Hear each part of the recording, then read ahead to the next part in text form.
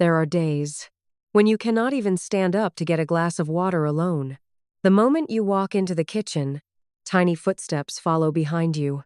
You close the bathroom door, and your child immediately starts crying outside.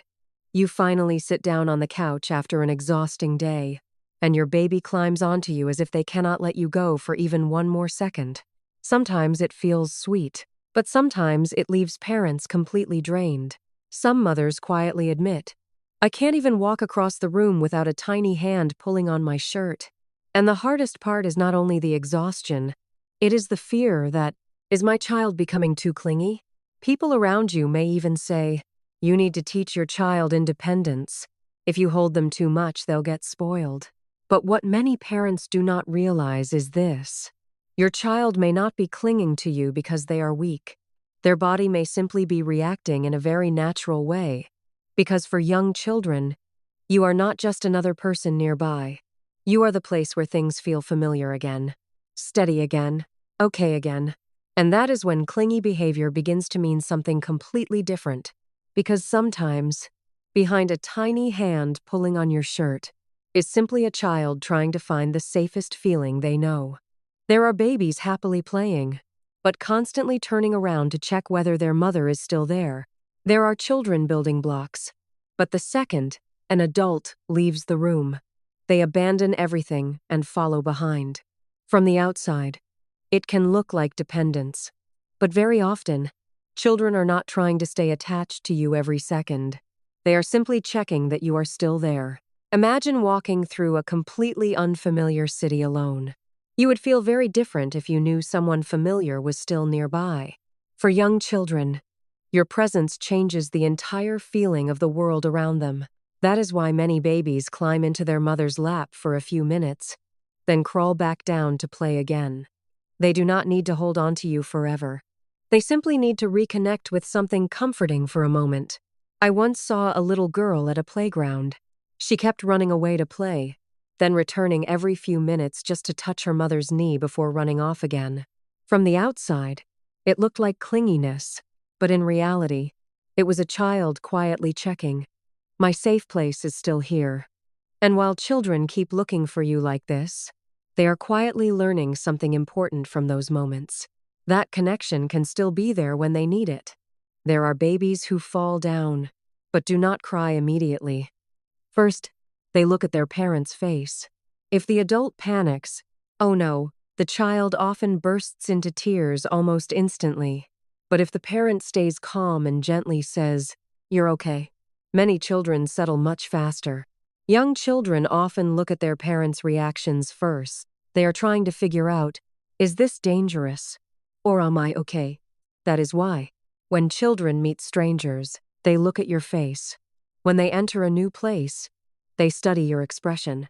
When they hear a loud sound, they check your reaction first. And children learn these things incredibly quickly. I once saw a little boy walk into a new classroom for the first time. At first, he stood silently gripping his father's shirt. His small hand tightened every time another child ran past him. But when the father calmly sat down, smiled softly, and began talking comfortably with the teacher, the little boy slowly relaxed his hands. A few minutes later, he quietly walked off to explore the room by himself, not because the fear disappeared instantly, but because something inside him settled a little. If my safe person is calm, maybe this place is okay too. That is why children do not only need your physical presence, they need your face, your voice, your calmness, because those things quietly help children understand what kind of world they are living in. And that is often the moment parents begin seeing clingy behavior differently for the first time. And then there are the phases that confuse parents the most. The periods when children suddenly become far more clingy than usual. They follow you into every room, ask to be carried more often. Even while playing, they constantly stop to check where you are. Many parents immediately worry, did I make my child too dependent? But sometimes, children suddenly become more sensitive because their world is changing very quickly. Suddenly, everything feels bigger, more confusing, more intense. New words, new emotions, new experiences they still do not fully understand yet. And during those periods, many children naturally look for more reassurance than usual. I once saw a little boy who had always played independently for long stretches of time. Then suddenly, over the course of a few weeks, he began following his mother almost everywhere. At first, his mother thought he was becoming more difficult, but around the same time, the child had also started learning many new words, sleeping more restlessly, and becoming overwhelmed much more easily. That was not coincidence. Sometimes, when a child's world suddenly feels much bigger, they instinctively return to the person who feels most grounding and familiar. And for many children, that person is you. Not because they want to control you, but because your presence helps them feel steady while everything else is changing. So if your child has been extra clingy lately, you are not alone. There are exhausted parents everywhere standing in kitchens with tiny hands pulling on their clothes. And sometimes, what children need most during those phases is not being pushed away faster, but the feeling that, even while my world is changing, someone steady is still here. Some parents become so afraid of tears that they quietly leave the room while their child is distracted, or rush away before the child notices. From the outside, that can seem easier. Less crying, less chasing, less struggle. But for many young children, sudden disappearances feel far more frightening than the separation itself, because what scares children most is not distance. It is the feeling that my person could disappear at any moment. I once saw a little girl building blocks at daycare.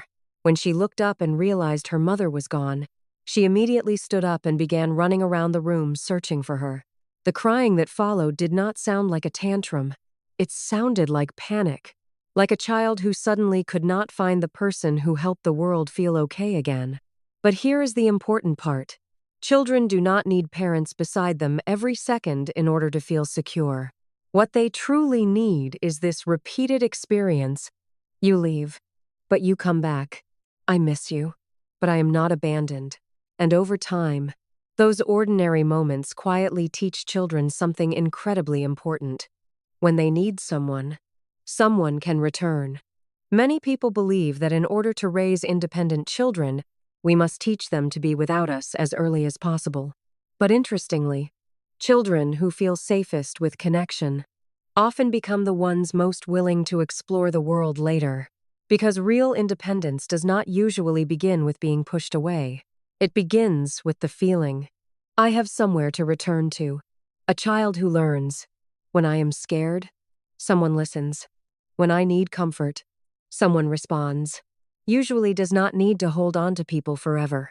Instead, they slowly begin trusting that they are not alone in the world.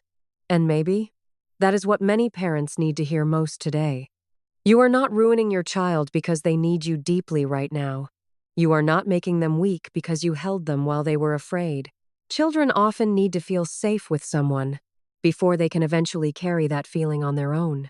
And one day, the child who once cried outside the bathroom door waiting for you may become the same child who confidently walks into a very large world on their own, not because they never needed anyone, but because deep inside, they grew up with the feeling, when I turned around, someone was there for me. I hope this video helped you see your child a little differently. And if you want to continue exploring the emotional world hidden behind children's everyday behaviors, please subscribe to the channel. Because sometimes, the behaviors that exhaust parents the most are quietly revealing the deepest forms of trust.